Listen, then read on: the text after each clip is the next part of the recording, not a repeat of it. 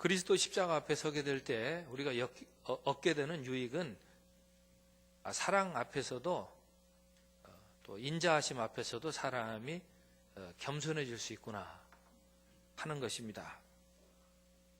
현대인들은 6가지 감옥 속에 살고 있다고 심리학자가 얘기를 했는데, 그 중에 하나가 자기의 예쁜 면만을 볼 줄 아는 이 자기 도취의 감옥에 살고 있다는 것입니다. 그리스도인이 누리는 사랑은 어떤 사랑입니까? 남에게 해를 당할지라도 4절 말씀처럼 오래 참는 사랑입니다. 또 온유한 사랑입니다. 온유한 사랑은 모세가 보여주었듯이 그 백성이 잘 되기만을 바랬지 않습니까? 남이 잘 되기를 바라는 그런 착한 사랑입니다. 그래서 남이 잘 되는 것을 또 시기하지 않는 그런 이 사랑입니다. 사랑은 오래 참고 사랑은 온유하며 사랑은 시기하지 아니하며, 그리고 이어지는 말씀이 이 사랑은 자랑하지 아니한다고 했습니다. 자랑하지 아니하는 사랑은 우리가 시기의 대상이 되는 것을 예방해 주는 그런 사랑이 되겠습니다. 우리가 남이 잘 되는 것을 시기하지 않는 것이 한편이고, 또 우리가 시기의 대상이 되면 안 되지 않습니까? 우리가 시기의 대상이 되지 않는 그런 사랑이 자기를 자랑하지 않는 그런 이 사랑입니다. 히스기야 왕이 병이 들어서 죽게 되었을 때 하나님께 가서 기도하고 기적적인 응답을 받았습니다. 하나님께서 생명을 연장시켜 주셨습니다. 그런데 히스기야 왕이 병이 낫자마자 바벨론에서 축하 사신이 왔는데 그 사절단에게 궁정과 성전에 있는 기물들을 보여주면서 자랑을 합니다. 자랑한 것이 화근이 되어가지고 침략 당하게 된 측면이 있었습니다. 자기를 자랑하다가 시기의 대상이 되는 것은 자기를 자랑하지 아니하는 사랑이 부족하기 때문입니다. 우리가 승진을 하거나 또 번창했을 때 다른 사람에게 시기를 불러일으키거나 불쾌감을 줄 소지가 있습니다. 반면에 승진을 하거나 번창했음에도 자기 자랑을 하지 않을 때에는 다른 사람들이 그 사람의 높은 지위와 화해할 수가 있고 같이 즐거워할 수가 있습니다.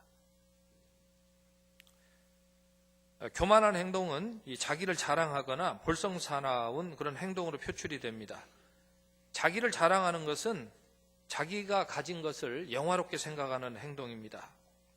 무례히 행하는 것은 자기가 가진 것을 볼썽사납게 사용하는 것입니다. 이렇게 그 자기를 자랑하고 볼썽사납게 행동하는 것은 자기가 다른 사람보다 높다는 것을 드러내려고 보이려는 것입니다. 이는 교만한 행동일 뿐 아니라 교만한 영입니다. 그러나 이에 반하여서 예수 그리스도의 영은 겸손한 영이 되십니다. 성령은 우리를 겸손의 은총으로 인도하십니다.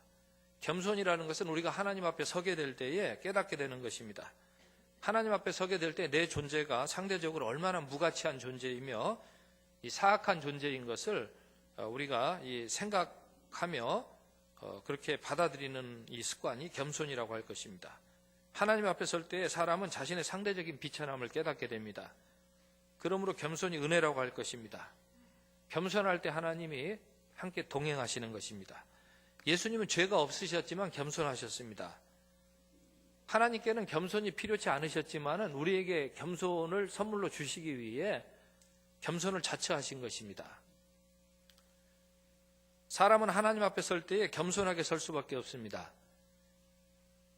지난 2월 26일에 박근혜 대통령께서 청와대 전 직원을 불러 모아서 훈시하시는 모습이 텔레비에 방영이 됐습니다. 그래서 저는 청와대에서 모이니까 좀 편안한 의자에서 앉아서 훈시를 하실 줄 알았더니 공간도 이 공간 한 4분의 1밖에 되지 않는 것 같아요. 그리고 대통령이 앞에서 앉지를 의자도 없습니다. 아예 의자가 하나도 없어요. 서가지고 훈시를 하니까 그 청와대 직원들이면 다 고위직일 거 아니겠습니까? 다 서가지고 그렇게 그 행사를 진행하는 것을 보았습니다. 겸손은 우리가 하나님과 우리 사이에 격차가 있다는 것입니다. 하나님 앞에 서면은 우리는 먼지와 같이 아무것도 아닌 존재에 불과합니다. 아브라함은 소돔과 고모라를 위해서 중보 기도를 했습니다. 남을 위해서 이렇게 그 착한 사랑을 베풀면 사람이 우쭐해질 수가 있습니다. 아, 내가 좋은 일을 하는구나. 그런데 그때 아브라함이 창세기 18장 27절에 보면은 자기 자신을 하나님 앞에서 먼지와 재로 여기면서 기도를 합니다. 아브라함이 대답하여 이르되 나는 티끌이나 재와 같사오니 감히 주께 아뢰나이다. 이런 겸손은 우리가 동료 앞에 설 때에는 깨달을 수 없는 절대적인 겸손입니다. 동료 앞에서는 우리가 상황에 영향을 받을 수도 있고 감정에 영향을 받을 수도 있지만 하나님 앞에서는 겸손할 수밖에 없습니다. 하나님은 창조주가 되시고 우리는 피조물이 아닙니까? 우리가 다른 사람을 대할 때도 겸손이 필요합니다. 자연을 대할 때도 겸손이 필요합니다. 지난 2월에 어린이 대공원에서 사육사가 맹수에 물려 죽은 사건이 발생했습니다. 맹수가 제자리를 지키지 못했던 것입니다. 우리가 하나님만큼 다른 사람이나 사물을 알고 있는 것이 아니기 때문에 우리는 겸손이 필요합니다. 겸손이라는 것은 적합한 내 위치를 아는 것입니다. 원죄가 아니었더라면 우리는 우리의 위치가 어디인지를 잘 알았을 것입니다. 그러나 원죄로 인하여서 우리가 우리 위치를 잘 모르고 삽니다. 지난 2월에 KBS에서 슈퍼차이나라는 그런 프로그램을 자체 비용으로 다큐멘터리를 제작을 했는데 중국 사람들을 칭찬하는 그런 내용이었습니다. 그러니까 중국 사람들이 이 프로그램으로 인해서 중국과 한국과 관계가 좋아질 것이다. 그렇게 인터뷰하는 것을 보았습니다. 사람은 원죄로 인하여서 자신의 적합한 위치를 찾아내는 겸손이 부패해 버렸습니다. 사람은 자신이 알고 있는 것보다 알지 못하는 것이 훨씬 더 많기 때문에 겸손이 필요합니다. 내가 가진 힘이라는 것도 힘 자랑할 것이 아니라 겸손으로 보충되어야 합니다. 주님의 힘이 우리의 도움이 되어야 하는 것입니다. 사람의 지식이나 지혜 역시 겸손함으로 보완되어야 합니다. 주님의 지혜로 충전되어야 하는 것입니다. 겸손은 위대하신 하나님 앞에서 피조물인 위치를 인정하는 것입니다. 겸손은 사람이 자신이 죽을 죄인임을 인정하게 하는 것입니다. 겸손은 사람이 거룩하신 하나님을 인정하는 것입니다. 이사야는 성전의 지성소에 들어가서 하나님을 보는 비전을 보았을 때에 내가 비천한 존재구나. 내가 화를 입게 되었다고 했습니다. 또 이사야는 그런 체험을 하고 일평생 하나님께서 동행하시는 그런 인생을 살았는데 이것은 이사야가 겸손을 은혜로 선물로 받았기 때문이었습니다. 이사야서 57장 15절의 말씀입니다. 지극히 존귀하며 영원히 거하시며 거룩하다 이름하는 이가 이와 같이 말씀하시되 내가 높고 거룩한 곳에 있으며 또한 통회하고 마음이 겸손한 자와 함께 있나니 이는 겸손한 자의 마음을 소생시키려 함이라. 욥은 하나님을 배울 때 자신을 부정하며 죄와 먼지 속에서 회개하였습니다. 내가 주께 대하여 귀로 듣기만 하였사오나 이제는 눈으로 주를 배움나이다. 그러므로 내가 스스로 거두어드리고 티끌과 제 가운데서 회개하나이다. 욥기서 42장 5절에서 6절까지의 말씀입니다. 다윗도 겸손하게 회개했습니다. 시편 51편 17절의 말씀입니다. 하나님께서 구하시는 제사는 상한 심령이라. 하나님이여 상하고 통회하는 마음을 주께서 멸시하지 아니하시리이다. 우리가 상한 심령이라는 말씀을 자주 사용합니다. 상한 심령이라는 그 말씀의 뜻은 이제 피를 흘리고 제물로 바쳐지는 그런 처지에서는 아무런 할 말이 없습니다. 이걸 그 상한 심령이라고 합니다. 아무런 할 말 없는 제물처럼 상한 심령이라는 것입니다. 그런데 하나님께서는 상한 심령의 죄 용서의 은총을 베풀어 주시고 의롭다 인정받게 하시는 회복의 은총을 베풀어 주셔서 찬송하게 되는 것입니다. 예수님은 심령이 가난한 자가 복이 있다고 하셨습니다. 그런 사람들이 천국을 들어가게 된다고 말씀하셨습니다. 그런데 저는 오늘 이 한 가지를 설교의 주제 말씀으로 전하고자 합니다. 위대하신 하나님 앞에서 우리가 겸손하게 되는 것이 당연한 것처럼 우리를 위해서 사랑하시고 희생하시고 인자하심을 베푸시는 주님 앞에서, 십자가에 달리신 주님 앞에서도 우리는 겸손하게 되는 것이 마땅하다는 것입니다. 참 우리가 잘 알고 있듯이 십자가 앞에서 사람들이 얼마나 자기 의로움으로 우쭐댔는지 모르겠습니다. 도무지 상상이 안 되시지 않습니까? 어떻게 그런 일이 가능합니까? 다 원죄로 인한 그런 자기 의로움, 자기 우쭐대는 그런 일에서 사람이 자유롭지 못했기 때문에 예수님이 십자가에 달리셨던 그 현장 앞에서도 사람들은 자기를 자랑하기를 그치지 아니했고 자기의 적합한 위치를 찾는 겸손함을 갖지 못했는데 나중에 성령이 함께 하실 때에 다시 그 십자가 앞에서 상한 심령이 되어서 자기의 적합한 자리를 찾게 되었는데 오늘 그런 상한 심령의 은혜로 우리에게 함께 하시는 줄로, 주님께서 함께 하시는 줄로 그렇게 믿고 말씀을 드립니다. 하나님의 사랑하심과 우리 사람 사이에도 겸손이 필요하다는 것입니다. 야곱은 나는 하나님의 자비하심에 합당치 않은 자라고 했습니다. 창세기 32장 10절의 말씀인데 나는 주께서 주의 종에게 베푸신 모든 은총과 모든 진실하심을 조금도 감당할 수 없사오나, 주님의 은혜를 베풀어 주시니까 겸손해지는 거예요. 주님의 은혜를 감당치 못하겠다는 거예요. 내가 내 지팡이만 가지고 이 요단을 건넜더니 지금은 2때나 이루어나이다. 하나님은 겸손을 선물로 주셔서 야곱처럼 우리가 초심을 잃지 않고 초심을 회복하게 하시는 것입니다. 또 다윗도 도대체 자신이 무엇이기에 하나님이 내 집에 이렇게 은혜를 베푸시는지 감탄할 따름이었습니다. 사무엘하 7장 18절의 말씀입니다. 다윗 왕이 여호와 앞에 들어가 앉아서 이르되 주 여호와여 나는 누구이오며 내 집은 무엇이기에 나를 여기에 이르게 하셨나이까.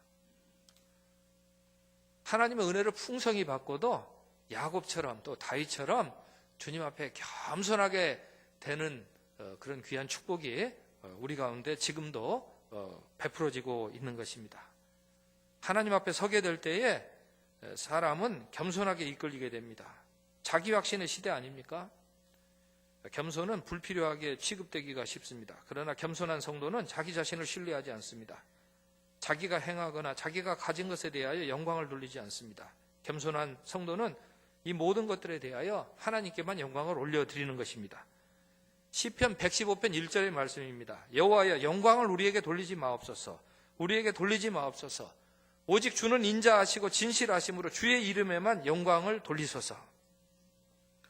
인자하심 앞에서 우리가 겸손하게 될 수 있었으면 좋겠고 이 축복이 우리에게 넘쳐나고 있는 것입니다.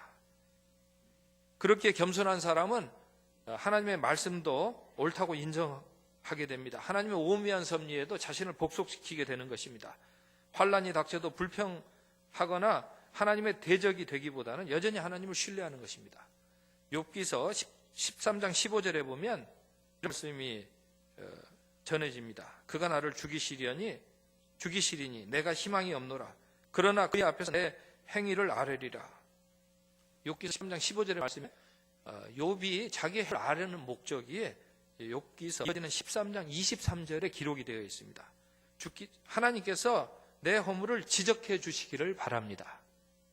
우리가 하나님 앞에 우리의 행위를 아뢰고 또 기도할 때마다 우리도 욥처럼 상한 심령으로 하나님의 허물을 지적해 주시고 또 하나님을 원하신다면 용서도 해 주시고 또 우리가 의롭다 인정받는 은총으로 살게 하여 주옵소서.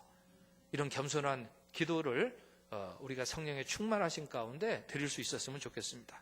겸손한 사람은 동료에게도 겸손하다는 것입니다. 겸손한 사람은 하나님 주신 분복에 만족합니다. 욕심으로 영예를 구하지 않습니다. 예레미야 45장 5절 말씀 보면은 하나님께서 예레미야를 통해서 바룩에게 말씀하시는데, 내가 너를 위하여 큰 일을 찾느냐? 그것을 찾지 말아라. 보라, 내가 모든 육체에 재난을 내리리라. 그러나 내가 가는 모든 곳에서는 내가 너에게 내 생명을 노량물 주듯 하리라. 여호와의 말씀이니라. 라고 그렇게 전해 주셨습니다.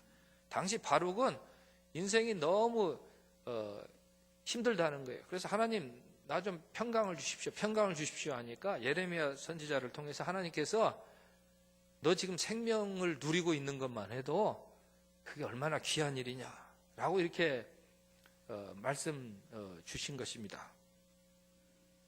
겸손한 사람은 이웃보다 높아지려고 영향을 끼치지 않습니다. 그 로마서 12장 16절 말씀입니다. 서로 마음을 같이하여 높은 데 마음을 두지 말고 도리어 낮은 데 처하며 스스로 지혜 있는 체하지 말라. 바리새인들은 사람에게 보이려고 애썼는데 하나님이 알아주신다고 믿지 못했기 때문이었습니다. 마태복음 23장 5절에 말씀입니다. 그들은 모든 행위를 사람에게 보이고자 하나니 곧 그 경문띠를 넓게 하며 옷수를 길게 하고. 사람은 홀로 모든 사람의 주관자가 될 수 없습니다. 사람은 대화에서도 시장에서도 교회에서도 자신이 가지고 있지 않는 힘이 있는 것처럼 떠벌려서는 아니 됩니다.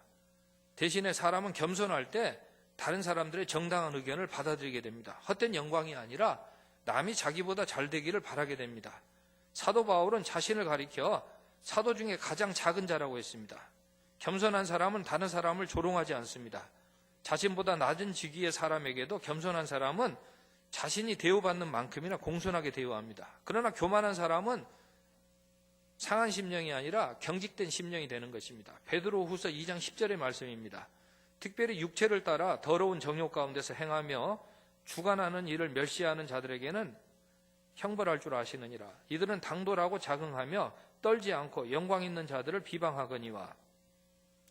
상한 심령은 아까 말씀드렸습니다. 상하지 않는 심령이 사실은 문제가 되는 것입니다. 딱딱하게 굳어진 심령, 뻔뻔한 것은 이것은 바람직하지 않은 것입니다. 겸손한 사람은 양선하게 됩니다. 그렇다고 해서 겸손한 사람이 주님의 진리와 타협하게 되는 것은 아닙니다. 산상수훈의 말씀처럼 오리를 가자고 해도 심리까지 짐을 져주게 됩니다. 겸손한 사람은 자리의 높낮이에 예민하기보다는 자기 자신의 자리에서 선한 일에 참여하게 됩니다. 우리가 로마서 13장 7절의 말씀을 알고 있습니다. 모든 자에게 줄 것을 주되 조세를 받을 자에게 조세를 바치고 관세를 받을 자에게 관세를 바치고 두려워할 자를 두려워하며 존경할 자를 존경하라. 이 말씀은 높은 자리에 있는 사람에 대해서 높은 자리를 예민하게 생각하지 말아라. 우리가 하나님께서 주신 그 자리에서 우리가 마땅히 할 일을 잘 감당하게 되는 것이 축복이라는 그런 말씀이 되겠습니다. 또 디도서 3장 1절에서도 너는 그들로 하여금 통치자들과 권세 잡은 자들에게 복종하여 순종하며 모든 선한 일을 행하기에 준비하게 하며라고 그렇게 말씀합니다. 무엇보다도 겸손은 사람이 자기 의로움에 빠지지 않도록 예방합니다. 교만은 자기의 죄악을 축소하거나 감추고 다른 이의 죄악을 들추거나 크게 보이게 합니다. 반면에 겸손은 서로 자신의 죄악을 고백하게 합니다. 야고보서 5장 16절의 말씀입니다. 그러므로 너희 죄를 서로 고백하며 병이 낫기를 위하여 서로 기도하라. 의인의 간구는 역사하는 힘이 큼이니라. 겸손한 곳에는 주님의 가르침이 들려지게 되고 또 주님의 가르침에 따르게 됩니다. 의로운 자가 자신을 꾸짖는 것을 은혜로 여기도록 하는 것입니다. 겸손한 사랑은 하나님의 위대함 앞에서만 얻게 되는 사랑이 아니라 미천한 인생을 사랑하시는 그 은총 가운데 또 얻게 되는 그런 사랑입니다. 그 사랑을 입은 성도는 하나님의 위대하심도 인정할 줄 알고 하나님의 사랑하심도 인정할 줄 알게 됩니다. 겸손은 미천한 인생이 하나님의 위대하심을 인정하는 것으로부터 시작될 수 있습니다. 에스겔서 7장 27절의 말씀입니다. 왕은 애통하고 고관은 놀람을 옷 입듯하며 주님의 손은 떨리리라. 내가 그 행위대로 그들에게 갚고 그 죄악대로 그들을 심판하리니 내가 여호와인 줄을 그들이 알리라. 그런데 이 겸손은 하나님께서 미천한 인생을 십자가로 사랑하시는 그 사랑 앞에서까지 이어지게 되는 것입니다. 사람의 관계 속에서 위대함의 격차를 극복할 수 있는 방편이 있다면 그것은 겸손한 사랑입니다. 격차를 적절하게 극복하지 못할 때 적대감이 생겨납니다. 겸손은 위대함의 격차를 인정하면서도 사랑하게 합니다. 예수님이 십자가에서 겸손한 사랑으로 우리를 구원하셨습니다. 십자가에 자기를 낮추시고 죽기까지 복종하심으로 우리를 구원하셨습니다. 그러므로 그리스도의 십자가 복음에는 시기할 만한 것이 없습니다. 그 겸손한 사랑을 은혜로 받은 성도는 겸손하게 예수 그리스도를 사랑하게 됩니다. 십자가에 달리신 그리스도를 사랑하게 됩니다. 예수 그리스도의 제자가 됩니다. 높아지려고 하거나 낮추려고 하는 일에 인위적으로 나서지 않게 됩니다. 제자가 스승보다 크지 못하다고 했습니다. 종이 주인보다 크지 못하다고 했습니다. 예수님께서는 우리가 섬기시게 하시려고 대속물이 되셨다고 하셨습니다. 오늘 우리가 주님께서 주시는 겸손한 사랑을 따라서 오늘 우리는 우리의 처한 자리에서 좋은 일 많이 하면서 주님과 함께 동행하게 되는 것입니다. 그리고 이것이 우리 삶에 있어서 진정한 기쁨이 되는 것입니다. 그런데 겸손한 사람이 좋은 일을 많이 하기 때문에, 선한 일을 많이 하기 때문에, 그래서 이 겸손한 사람이 지도력을 발휘하게 된다는 것입니다. 베드로전서 3장 4절의 말씀입니다. 아내들에게 주시는 말씀입니다. 오직 마음에 숨은 사람을 온유하고 안정한 심령에 썩지 아니할 것으로 하라. 이는 하나님 앞에 값진 것이니라. 아내들에게 주신 베드로 사도를 통하여 주신 말씀인데, 오직 마음에 숨은 사람을 온유한 것으로 하라. 온유는 말씀드렸습니다. 남을 위하는 착한 사랑이 온유한 사랑입니다. 그러니까 아내에게 주시는 말씀인데, 남편을 위하는 사랑으로 하라는 것입니다. 그러니까 남편이 잘 되기를 바라는 사랑으로 하는 것입니다. 여기까지는 우리가 충분히 잘 받아들일 만합니다. 그런데 그 다음에 안정한 심령에 썩지 아니할 것으로 하라. 여기 안정한이라는 그런 뜻이 오늘 이 설교 본문의 말씀처럼 자기 자랑하지 아니하는 사랑으로 하라, 그런 뜻이 되겠습니다. 어떻게 생각하면 아내와 남편 사이에 자기 자랑 좀 하면 어떻습니까? 그렇지 않습니까? 그런데 저도 이 말씀을 다시 생각하면서 아내와 남편 사이에서도 자기 자랑하는 것은 바람직하지 않구나. 하나님께서는 아내와 남편 사이에서도 자기 자랑하지 않는 그런 사랑을 하나님께서 값진 것으로 여기시는구나. 그렇다면은 뭐하고 살란 말입니까? 아내와 남편 사이에서도 자기 자랑하지 말고 살라고 한다고 했다면 우리 성도로서는 주님께서 우리를 위하여 십자가 달리신 그 은총을 찬송하고 사는 것이 좋을 것 같습니다. 왜냐하면 주님은 겸손한 사람을 인도하시고 교만한 사람에게 대적하시기 때문입니다. 교만은 뒤처지게 함으로써 마귀의 표적이 되는 것이니 경계해야 할 것입니다.